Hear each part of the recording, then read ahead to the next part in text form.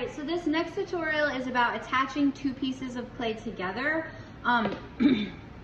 which is known as scoring and slipping. So the act of scoring, and everybody should have made these tools or you'll be making them soon. The act of scoring is taking the clay surface from being smooth and roughing it up, and then roughing up another clay surface, and then being able to attach them together. If you think about the idea of like Velcro, how Velcro hooks and loops together, when you have two things that are flat and smooth and you try and attach them together, there's nothing to keep them together, there's no grip. When you have two things that are roughed up, they sort of interlock with each other and they become one. So that is what scoring will ultimately do. Adding slip will help aid the bond. So this is fresh clay from the bag. Fresh clay from the bag doesn't really need to be scored and slipped. The only instance that you would score and slip fresh clay from the bag or really wet clay is if you made two shapes.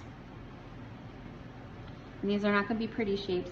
If you made two shapes and you want to stick them together without changing the way they look, you will rough up the surface with your little scoring tool, and you will rough up the other side of the surface. You will apply some of your slip.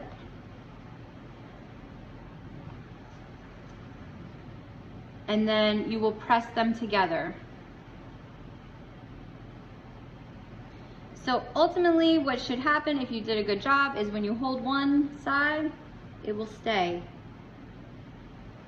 If you don't do scoring and slipping and you try and do the same thing, with really wet clay, it is possible that it will stay, but you might have to smush more and change your shape. So just putting two pieces of clay together like this without scoring and slipping, I could very easily knock that piece of clay off. Whereas this one is gonna stay on there much better. All right. So soft clay, scoring and slipping is kind of an option, but when you're working with leather hard clay, which is what this is, it's a little bit, I don't know if you could hear that, it's a little bit harder, it's set up, it's firm, it holds its shape so I can kind of be a little rough with it and not worry about its shape changing. But let's say I wanted to connect these two pieces of clay together. I'm just gonna get them into a good shape to fit. And one is clearly way bigger than the other, so I'm not gonna worry too much about that. I'm just gonna connect this line to this line. So what I would do is I would rough up the surface.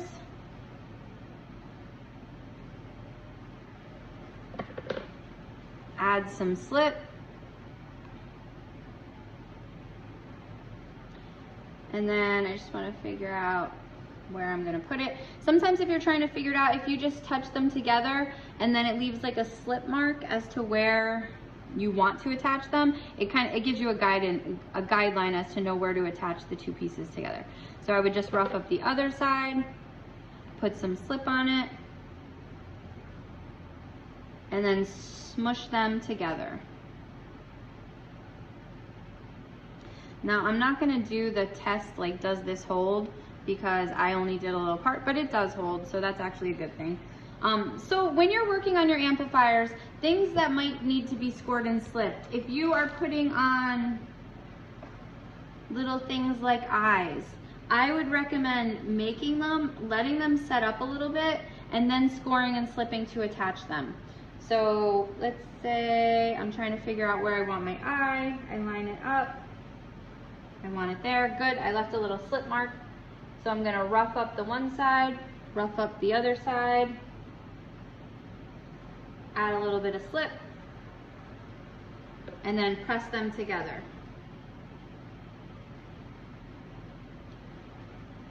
So if you don't do that step, if you don't score and slip, what will happen is eventually, even if you think it's staying on there, eventually it will fall off, whether it's after it gets fired in the kiln, or even in the process of drying.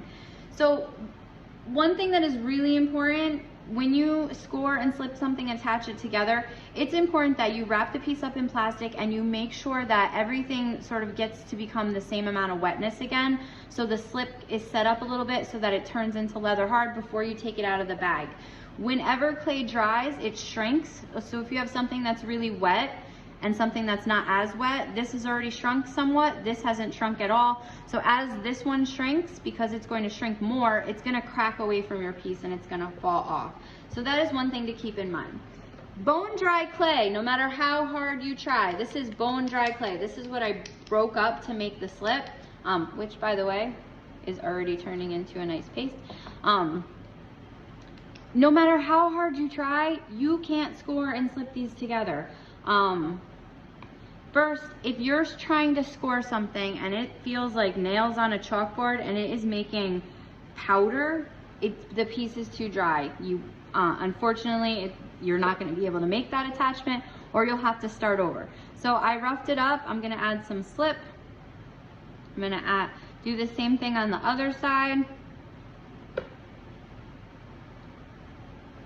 Add some slip. And then I try and put them together. They won't stay.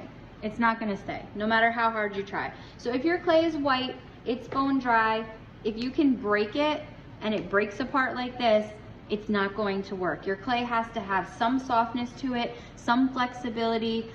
It still has to have some moisture in it. So you can see the two different colors, completely dry clay against clay that is leather hard. If it's white like this and flaking and dusting, it will not work, no matter how hard you try. I promise you. You can try, but it won't work.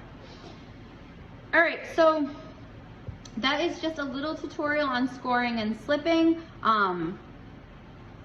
Obviously I can't do the little test like will they stay together like this one, because this little eye will not hold the weight of this whole big thing. So, but you want to make sure that it really feels like it's on there nice and it's not going to come off. All right, scoring and slipping 101.